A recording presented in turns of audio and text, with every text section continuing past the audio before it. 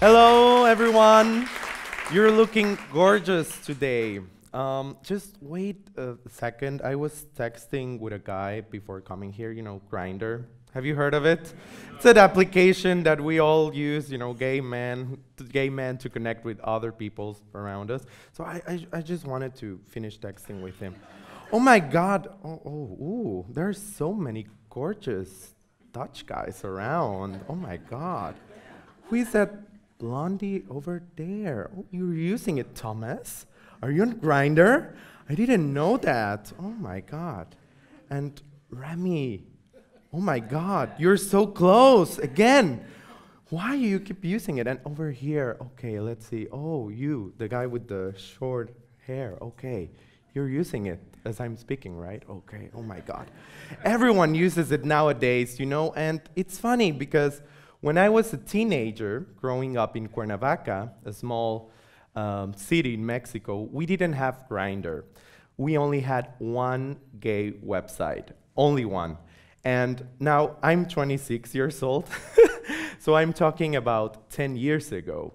And you know what? It felt really isolating growing up as a teenager in Cuernavaca.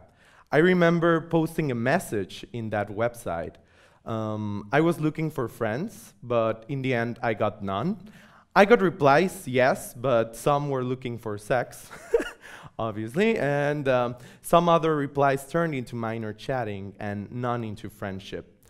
One day, I bumped into a guy who knew people from my school, and I felt so scared at the possibility of being exposed by someone in my school that I ended up my chatting experiment. I never posted another ad again. So, you know what? I was born, it felt so isolating that I felt really angry about this. I felt really angry because I was living in a context in which I was not able to express who I was. I was angry because I couldn't say to another boy, hey, I like you, due to fear of rejection and violence.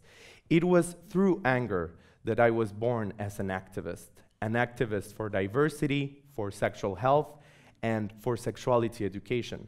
Although at the time I never used the word activism to describe what I was trying to do. I turned this anger into promoting education to fight homophobia in my school. And these efforts not only turned into the first sexuality conference of my high school, but into the first sexuality conference of my state. Age 20, I even went to organize a second state conference at the National Institute of Public Health. So, you know what? The conferences dealt with various topics. Of course, homosexuality, transgenderism were some of them, and those are some of the most hot topics for Mexican people to swallow. One of the schools that participated in the conferences didn't even allow their students to enter the homosexuality conference. And this was only 5 years ago. Okay, so only 5. So then I went from teenage anger to professional organized activism, and in a way, this is how LGBT activism has developed in some parts of the world. In 2011, I went international. I looked at the World Association for Sexual Health, saw lots of expertise, but hey, where were the young people? So in 2011, I established the youth initiative of this association with the executive committee's approval, and since then, we've organized various activities in different international conferences all around the world.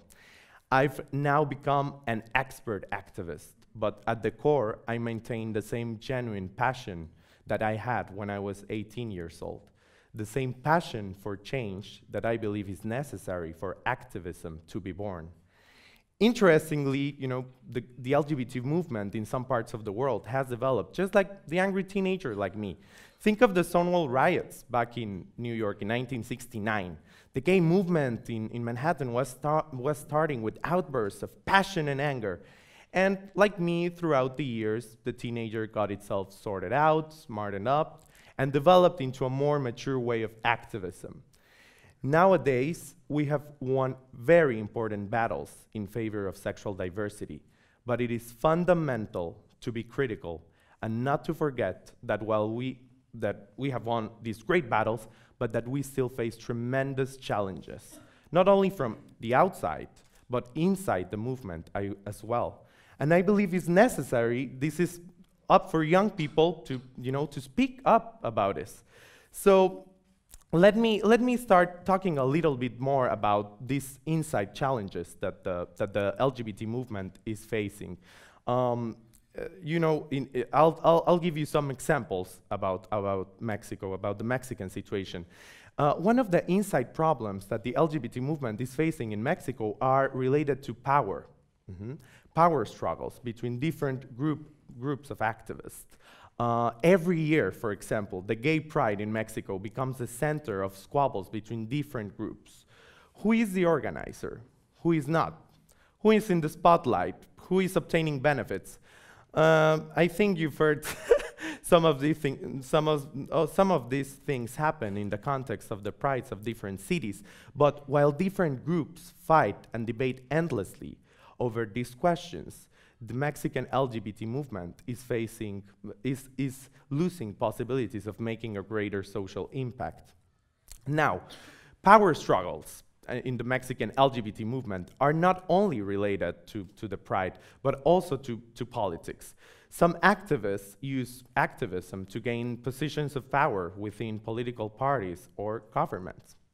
So now I want to talk about some of the challenges that the LGBT movement in Mexico is facing from the inside, and challenges that are not only damaging for LGBT activism, but for the life of the LGBT community in general.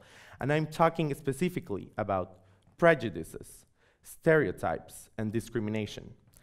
The Mexican gay clubs are the best example to describe the various forms of structural violence that are common among the Mexican LGBT community. And I'll give you some very specific examples about transphobia, racism, classism. You know, it's funny, but some gay people dislike transgender people. And in some gay clubs, they are even prevented from entering. A gay person in Mexico may also face discrimination when trying to enter an exclusive gay bar or club for not looking well dressed enough. It's interesting to see as well that while some people living in the, from upper or upper middle classes, some gays from upper classes are seen as elegant and discreet. Gays from lower economic status are seen as faggots, effeminate, more obvious. This is something that I call pink homophobia.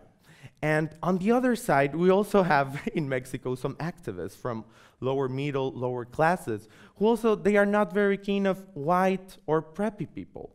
So, imagine this is occurring in the Mexican LGBT community.